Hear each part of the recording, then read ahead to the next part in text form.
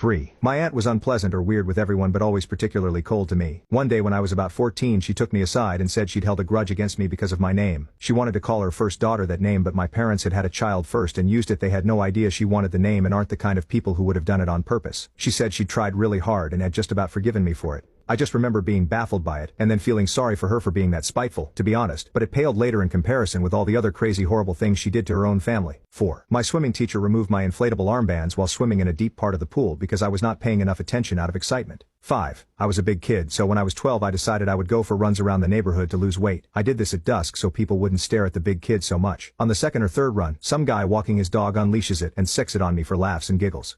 And calls it back just before it gets to me. I stopped going for runs after that. 6. I have horrible handwriting. I have forever. No amount of intervention or practice has helped. When I was in 5th grade, my social studies teacher seemed to take a lot of pleasure in constantly reminding me of how awful my handwriting was. We used to have to bring our notebooks up for her to check our homework.